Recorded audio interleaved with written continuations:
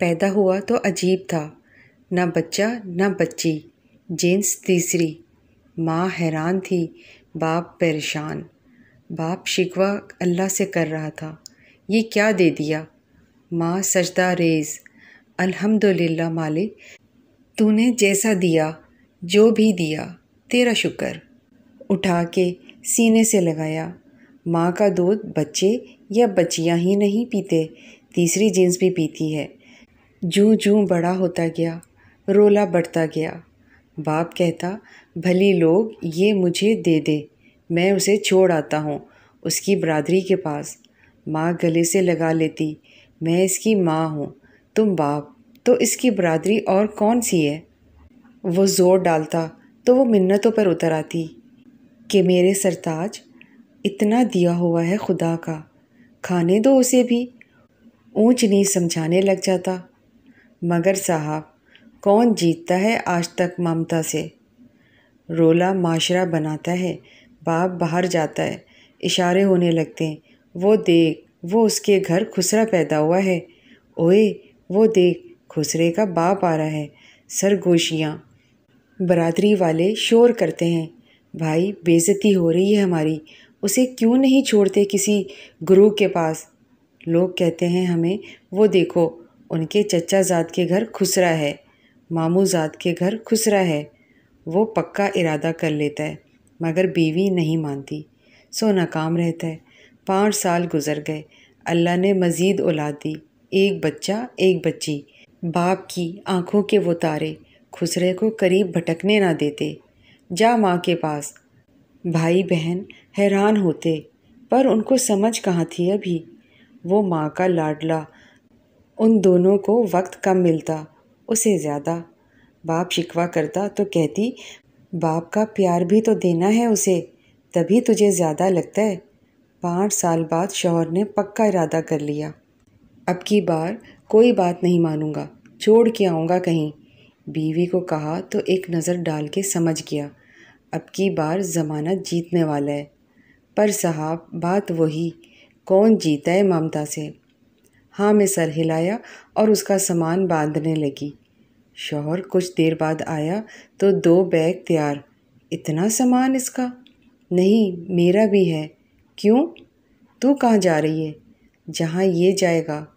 تم گھر سے نکالو، دروازہ بند کرو، پھر میں جانوں، یہ جانے اور اس کا وہ خدا جس نے اسے سانس دی، زندگی دی، وہ خدا جو فضول کوئی چیز پیدا نہیں کرتا، وہ خدا جو پتھر میں بھی غذا دیتا ہے کیڑے کو۔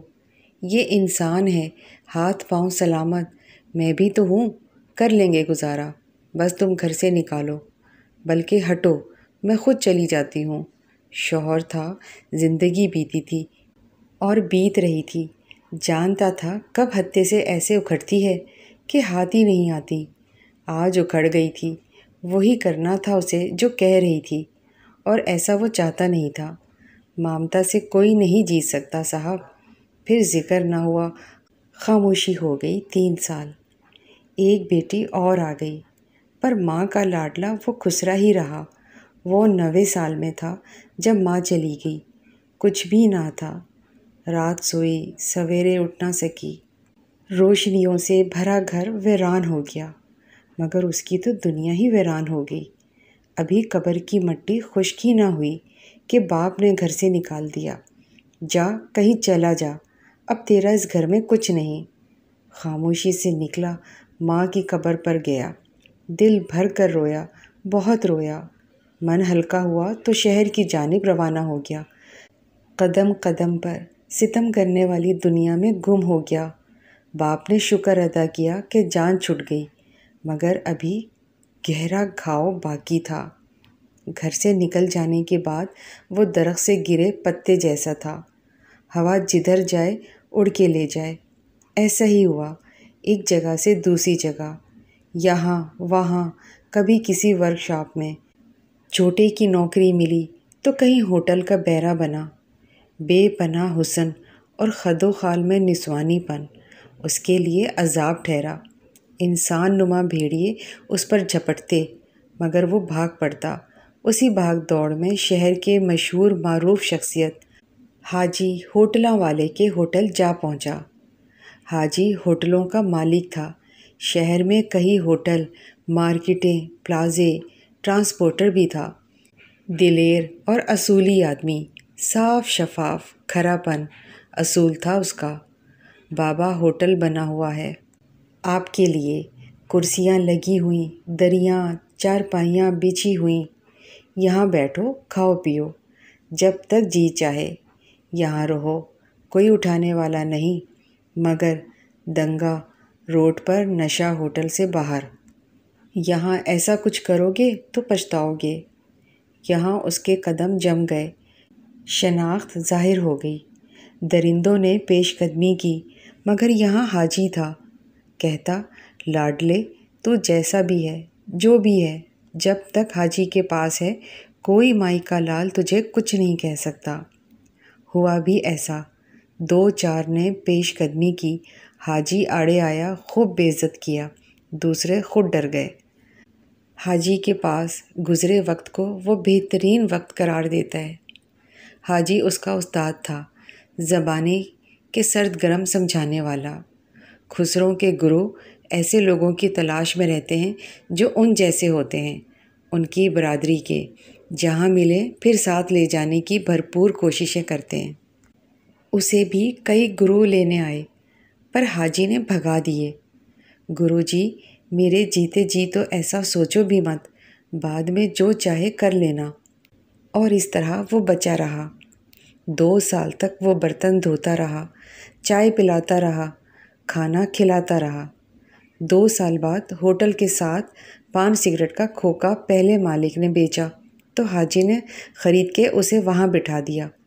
لے لاڈلے، یہ تیری دکان، کما اور کھا۔ 17 سال تک وہ اسی کھوکے میں رہا۔ گرو آتے رہے، وہ نانا کرتا رہا، کیسے چھوڑتا اپنے محسن کو۔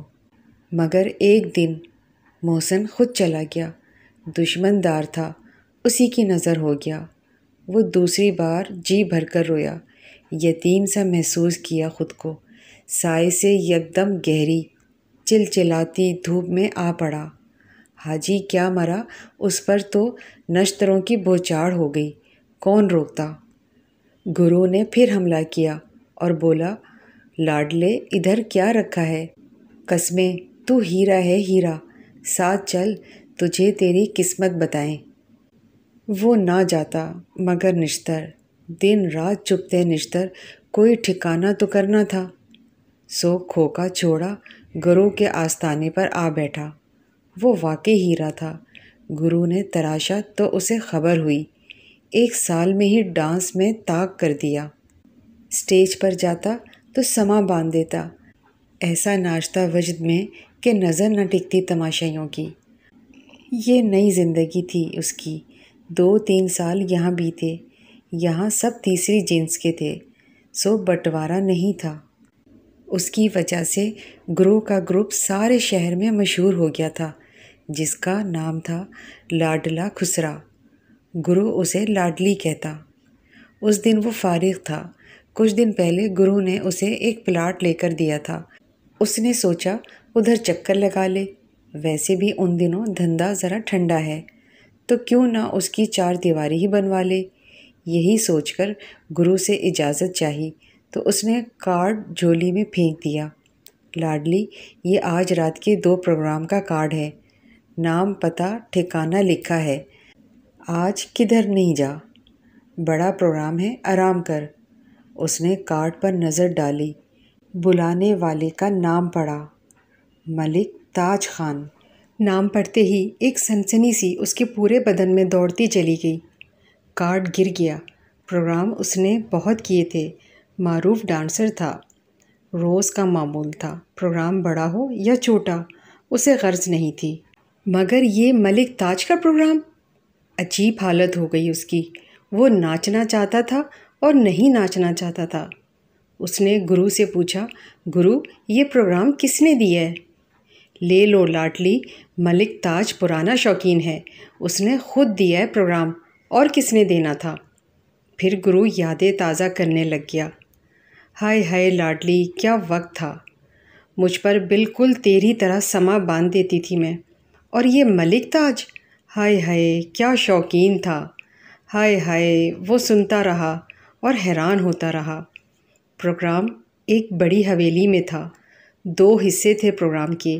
ایک میں عام عوام تھی، گرو کے مطابق 10-20 روپے والے شوقین۔ دوسرا حصہ معززین کے لیے تھا، جہاں نوٹوں کی بارش ہوا کرتی تھی۔ گرو کو حکم ملا تھا کہ خاص پیس بچا کے رکھنا۔ گرو نے اسے اور اس کے ساتھ ایک اور ڈانسر کو روک لیا، مگر لاڈلے نے انکار کر دیا۔ گرو، آج خاص پروگرام میں بس میں ناچوں گا، کوئی دوسرا نہیں۔ ایسا ہوتا نہیں تھا، مگر نہ جانے اس کے لہجے میں کیا بات تھی، گرو انکار نہ کر سکا۔ پروگرام شروع ہو گیا۔ وہ پردے کے پیچھے بیٹھا دیکھتا رہا۔ خوب ہاؤکار مچی ہوئی تھی، مگر اس کی نظریں دولہے پر ٹکی تھیں۔ پلک جھپکائے دیکھ رہا تھا۔ گرو سے یہ سب چھپ نہ سکا، پوچھ بیٹھا، لاڈلی سچ بول، کیا مسئلہ ہے آج تجھے؟ میں دیکھ رہی ہوں تو ہنسنا چاہتی ہے اور رو پڑتی ہے، رونا چاہتی ہے تو ہنس پڑتی ہے، تو خوش بھی بہت ہے اور تو غمگین بھی بہت ہے۔ بول مسئلہ کیا ہے؟ 2 آنسو آنکھوں سے نکلے، مہک زدہ رخساروں پر لکیر ڈالتے کہیں گر گئے، اور وہ روتے ہوئے ہنسنے لگا۔ گرو، بس آج دیکھو پھر، نہ کوئی ایسا پروگرام دیکھا ہوگا اور نہ آئندہ دیکھو گے جیسا آج ہے۔ 11 بجے کے بعد دوسرا راؤنڈ شروع ہو گیا۔ یہ ایک بڑے ہال میں تھا، گاؤ تکیے لگے ہوئے اور محدود تعداد میں کرسیاں بھی۔ تعداد بھی محدود تھی، مگر جو تھے سب ٹن تھے۔ بوتلیں کھلی پڑی تھیں، گلاس کھنک رہے تھے، چرس بھرے سگریٹوں کا دھواں جالے بناتا غائب ہو رہا تھا۔ سب کے سب معززین شہر تھے، بڑی عزتوں والے تھے۔ رات کا اندھیرا جن کے کرتوت چھپا لیتا ہے، اس کی نظریں تمتمائے چہرے والے ملک تاج پر ٹک گئیں۔ پیے ہوئے تھا وہ بھی، مگر کچھ کم۔ سانس چھڑ گئے۔ وہ گھنگرو پہنے میدان میں اتر گیا۔ نغمے کے بول بلند ہوئے، مائے نی میں کنوں اکھاں، درد و چھوڑ دے حال نی، چھن چھن چھنا۔ پاؤں تھے کہ ٹکتے ہی نہیں تھے۔ ساز کیا کہہ رہے ہیں، آواز کیا کہہ رہی ہے، کچھ پتہ نہیں۔ وہ بے خود تھا۔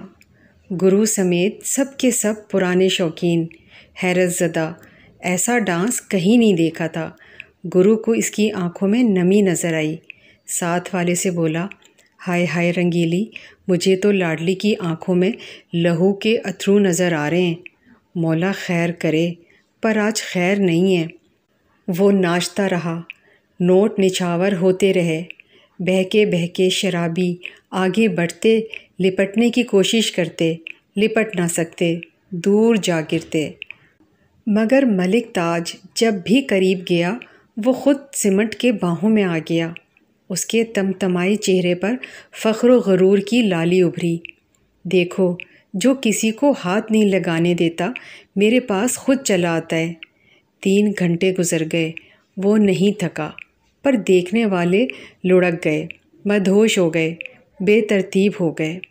پروگرام رک گیا۔ ملک تاج اور کچھ اور ہوش میں تھے۔ رواج ہے کہ ایسے موقع پر جو میزبان ہوتے ہیں آگے بڑھتے ہیں، نوٹوں کے ہار گلے میں ڈالتے ہیں، کچھ نقد دیتے ہیں، اور تب ڈانس پارٹی رخصت ہوتی ہے۔ وہی ہوا۔ ملک تاج نے سب کے گلوں میں ہار ڈالے۔ وہ آخر میں تھا، نگاہیں متلاشی کسی کی۔ خلاف معمول نوٹوں کا تھیلا اس نے نوٹ لینے والے سے لے لیا تھا، اب اس کے ہاتھ میں تھا۔ آخر کار وہ ملک تاج کے روبرو پہنچا۔ نگاہیں ملی، ایک شیطانیت سی لپکی ملک کی آنکھوں میں۔ ہاتھ بہکے رخساروں پر لگے اور ہار پہنا دیا۔ ختم؟ نہیں نہیں، کہاں ختم؟ لاڈلے نے ہاتھ پکڑ لیا۔ پہچانا ملک جی؟ گرو تن کر کھڑا ہو گیا۔ جس داستان نے آج منکشف ہونا ہے اس کا وقت آن پہنچا ہے۔ نہیں لاڈلی، پہلی بار دیکھا تجھے، پر گرویدہ ہو گیا ہوں۔ اس نے ہار اتار کر ہاتھ میں پکڑ لیا۔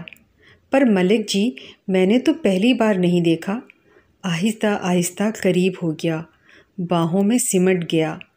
مدت سے ترسا ان باہوں میں آنے کے لیے، اتنا قریب ہونے کے لیے۔ ہائے ہائے لاڈلی، آج تو نے دل جیت لیا۔